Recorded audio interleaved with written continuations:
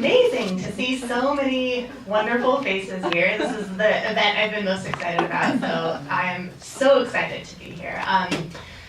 When I was about 14 or 15, no, I must have been driving by this point, 16, 17, I spent a lot of time in the cafe right around the corner writing very angsty poetry. And then some years later, when I was back living in the area, I spent some real time in the cafe around the corner right there, studying for my GREs to begin my grad school experience. So this store has been a real part of my growing up, and it feels just amazing to be here, like standing on this side of the microphone. So thanks for having me.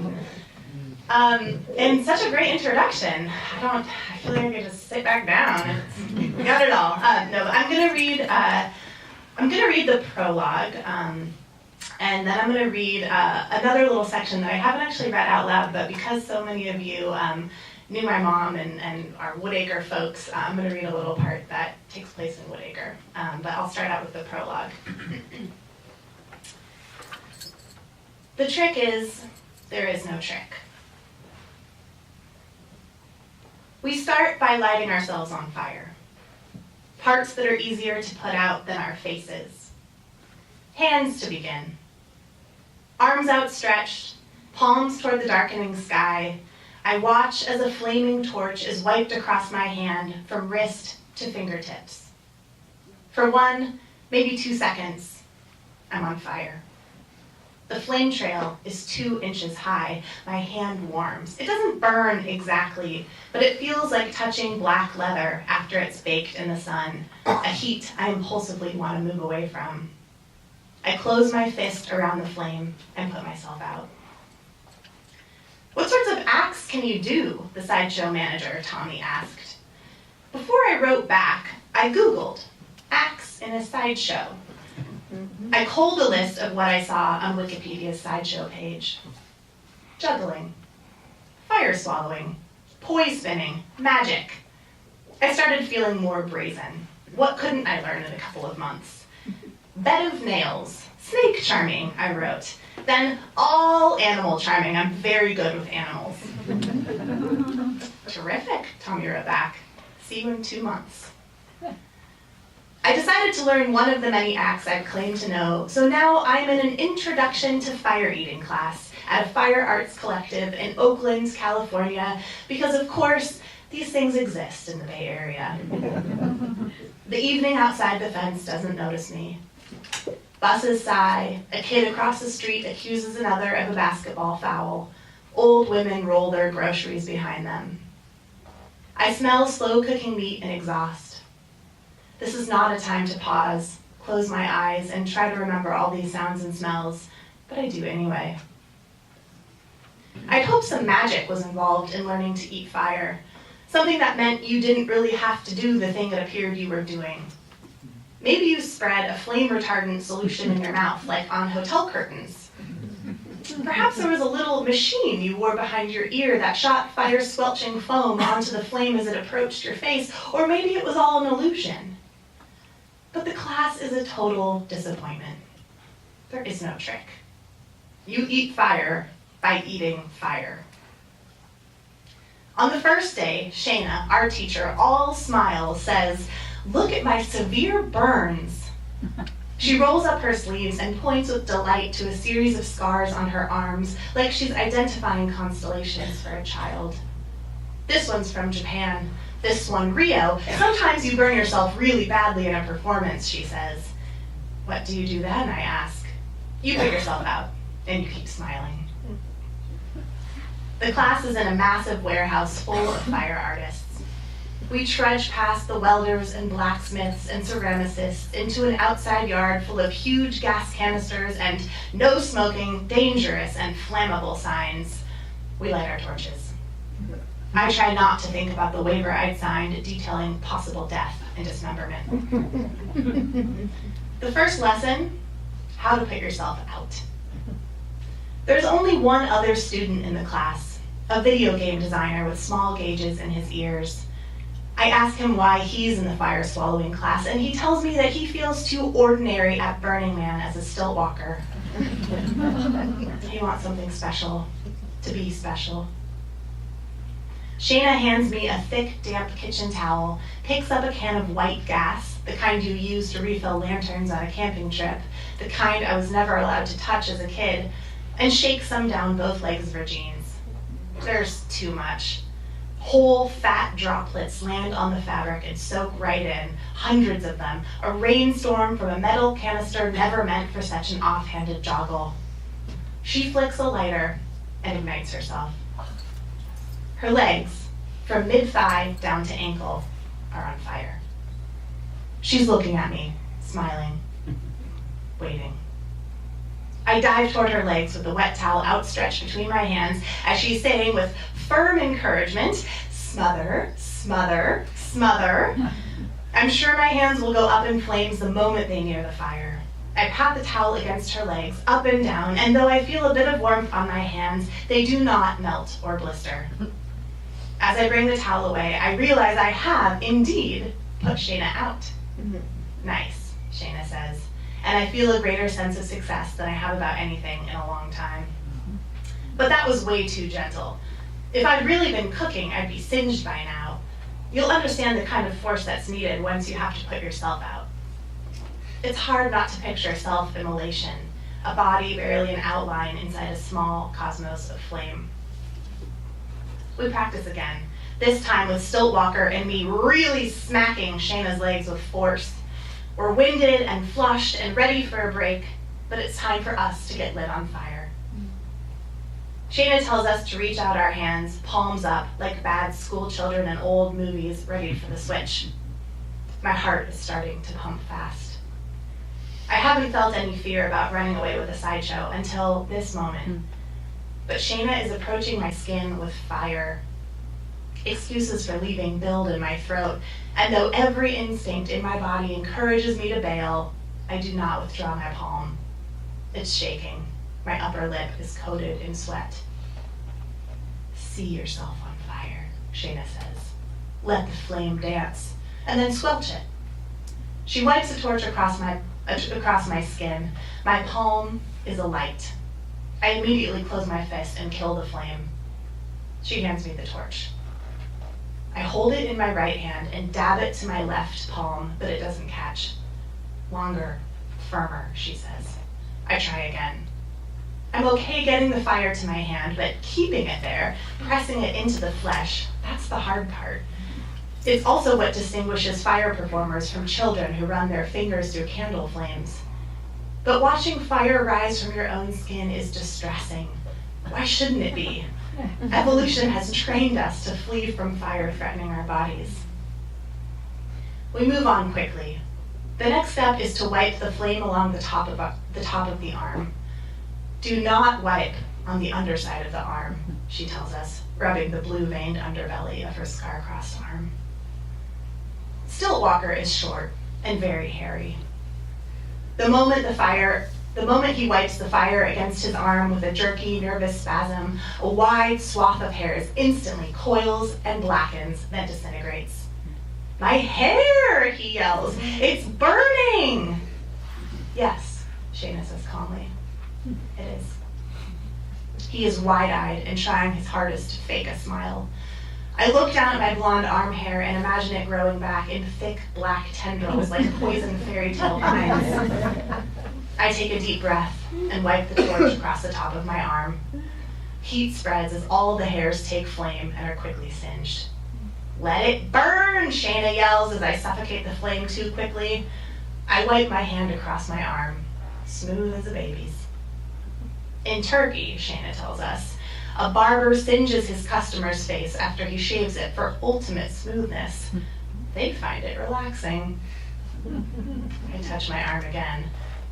I would not say that this is relaxing, but there is something satisfying about how quickly we're building intimacy with an element most people fear, with an element that, just 20 minutes before, I'd been scared of. But here I am, letting it rise on me. Next, it's time for the tongue. Because he is a human with naturally developed survival instincts, Stiltwalker does not get the flame all the way to his tongue the first several tries. His tongue is stuck as far out from his body as it can go. I can see the muscles at the base of it quivering with effort. His neck is taut, and the thin tendons protrude with strain. He turns the torch toward his mouth and lowers the flame. It is a foot away, 6 inches, 4, then moves swiftly away from his face with a flame trail like a comet. He laughs nervously, shakes out his neck, and resumes his pose, head tilted slightly back, tongue out, a lizard mid-catch. He begins lowering the flame toward his tongue again. Somehow he's trying to back his body away from the flame at the same time he is bringing the fire closer to his face. Again, it's 5 inches, 3, 1 inch away, and a retreat. It's not surprising. Shayna tells us nobody puts the fire right into her mouth, right onto her tongue. There are too many years of learned behavior in the way. At the end of his turn, Stilltwalker has attempted 5 or 6 times and brought the flame very close. I'm impressed, though my stomach clenches a little each time, worried for his face. Your turn, Shayna says.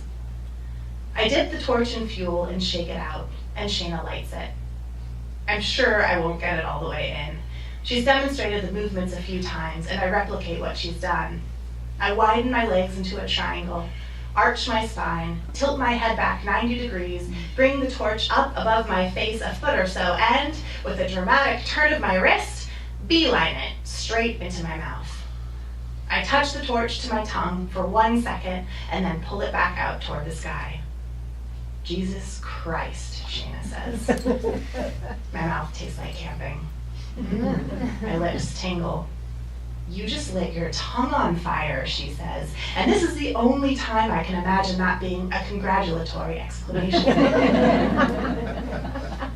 I bring the still lit torch back above my head, angle my wrist, and bring it down straight into my mouth again. Wow, Shayna says, laughing. You don't have many instincts for self-preservation. I consider telling her the whole story, and then think better of it. The back of my teeth feel a little sooty on my tongue. Oxygen feeds fire. If you succumb to impulse and attempt to blow out the flame as it nears your lips, you've forgotten about chemistry. An hour later, when I learned to swallow 2 torches at once, my desperate attempt to blow out the fire does not, in fact, succeed in extinguishing the flame, but instead collects more oxygen that grows the torches into a huge fireball that engulfs my hands. It hurts. It burns. Shayna describes the most common types of burns, the kind you get no matter what, no matter how careful you are in this line of work, as bad sunburns.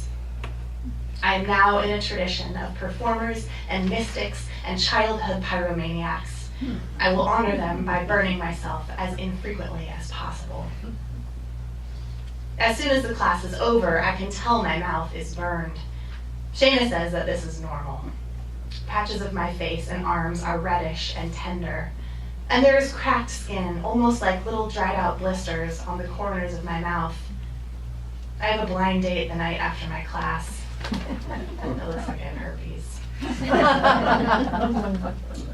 I avoid remembering this while I'm in the fire eating class, but I used to be a chicken. My childhood memories are haunted by feeling too scared to do anything, from taking out the garbage at night to striking a match for incense. I watched all the other kids act brazen and bold as I stood at 8 years old, 12, 17, upset with how much I did not want to be the person I was becoming. Later, I told people that I willed myself to stop being a fraidy cat, but I think, as these things go, we develop personality traits when we need them. For my whole life, I have been scared, terrified of losing my mom. I'm losing my mom. While I'm standing among explosive containers on a quiet Oakland night, she is humming at a nurse in one of her daily therapy sessions because she no longer has language.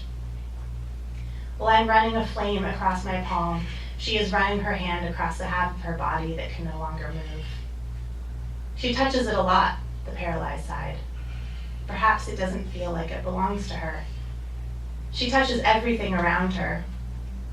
Kitchen table, fork, husband, we say, as she touches those things to let her know that they still belong to her too. Wound, we say, when she touches her head where it was opened after her brain would not stop bleeding. She is a yes person, a woman of adventure. When I begin to doubt that I can pull this off, I stop and I think of her. The only way to do it is to do it. There's no trick.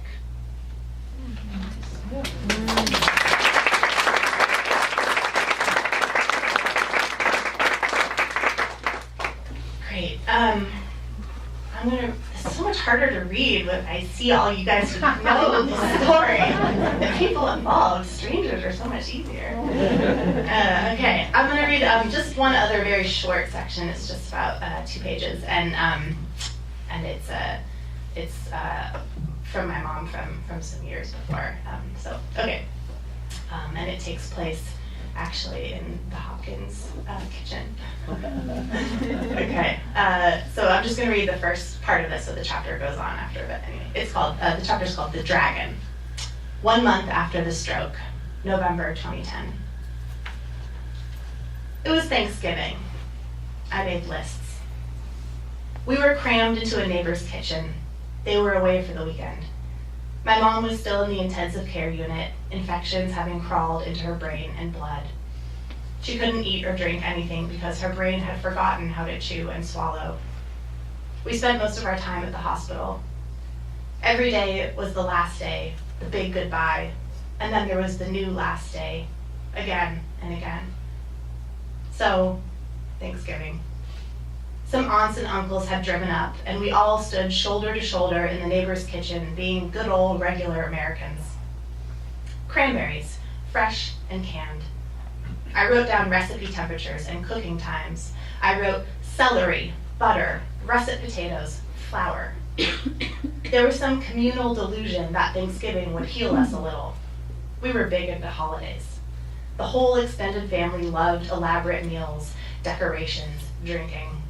My mom especially. But we'd forgotten she was the one always in the middle, making all of it come together. In preparation for Christmas 10 years earlier, my mom had come home with a thin cardboard box covered in Chinese characters. Without saying a word, she pulled out a red and orange flattened shape from inside. "Hold this very gently," she whispered to my brother on the couch. He was 11, I was 15. She placed one end of the paper in his hands. She took the other and walked slowly backward, letting it unfold between them. One red-orange plane of paper turned into 2, then 3, then more, strings attaching each section as she walked backward across the living room. When it seemed like all the sections had unfolded, she backed away even further and the paper kept growing. It kept getting bigger than we even imagined it could. "I've decided on a theme for Christmas this year," she said. The paper kept unspooling, on and on, like scarves pulled from a magician's throat. "The theme is Chinese." She was standing against the far wall, 20 feet away. Stretching across the room was a paper dragon. It had gone from the world of 2 dimensions into 3. It was our year to host Christmas for our extended family. "The theme is Chinese?" we asked. "What does that even mean?" "You'll see," she said, with a grin like applauding cartoon characters. "For Christmas?" we asked, still incredulous. She sighed. "I'm tired of turkeys and hams, aren't you?" We nodded, but we were not tired of turkeys or hams. In my 15 years on Earth, we'd never had turkeys or hams. We didn't eat traditional holiday foods because they were always boring, according to my mom. We knew about them only as the tropes of other people's worlds from the occasional mainstream movie we were allowed to watch. She set the dragon down and pulled from other boxes little firecrackers and paper lanterns and big plastic soup spoons. Do you kids know what's no fun?" she asked. We shook our heads. Everything ordinary. Over the next few weeks, she and Davy were up on ladders every evening. Room by room, they transformed our small house into one of those shops you see in Chinatown, so crammed full of goods it was hard to make out one object from the next. There were bright lanterns painted with pictures of bamboo and butterflies and flowers that hung from our lights, and paper umbrellas dangling upside down, and the counter was stacked with fake jade cats and red satin. She filled the fridge with wonton wrappers, tiny mushrooms, and big bundles of greens. On Christmas, when the 8 family members came, they were in equal parts delighted and wary. This fun, wild sister, this creative one, this girl always a few steps away from what they understood. The dragon hung by translucent fishing line from hooks in the ceiling above the dinner table, a floating centerpiece. This year, my mom said as we sat down, beginning a Christmas toast, we will all be transported somewhere far, far away. Her tone was deeply solemn. There was always somewhere else to be, some great dream adventure waiting, this time in misty mountains dotted with jade lions. She was always a little bit elsewhere.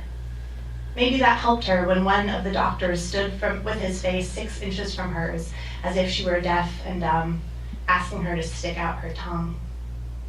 Maybe she didn't respond to his command because it was stupid, it was ordinary, and she was distracted by more interesting concerns. Maybe she was inside some deep fold of her brain, designing a new landscape for her dragons.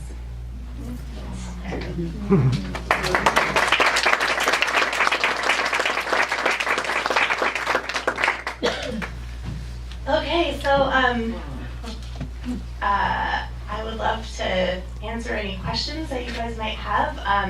After we have some questions, I know I'll be able to sign some books, and Kathy has offered to, if you have a book that you want signing, maybe she can pass around some. Yeah, I have a line and we'll just put your name on it, so it's easy for you to do it. Awesome, fantastic. But before that, yeah, I guess I just want to say again how special it is to have all of you guys here, and feels like the crowd that knows the story from the inside, so this book feels really different to talk about here. But I would love to answer questions, or I don't know, hear if anyone remembers that dragon, or that John has, yeah. That's great, yeah. Yeah, does anyone have questions or jokes? Sally! Hi. I'm just sitting here thinking about the girl I knew in high school and how exciting it is that you've written a book. And I wonder, like, what does that feel like to accomplish something that you've probably dreamed of your whole life? Good. Yeah, it's been really exciting. I think it's kind of I don't know, we kind of have those things that we think we really want that probably won't ever happen, and I feel like it's been a little bit of that, really. But also it's really amazing how quickly your idea of what's normal changes. Like, I was with a friend the other night, and we were at another bookstore, and I picked up this book that is written by a very famous, fancy, wonderful writer, and was like, and I guess I said, I didn't even realize this, but I was like, oh, I'm on a bunch of lists with her, and my friend was like, that sentence is a crazy thing to say, just like very casually. So it's really exciting and so delightful that that I feel like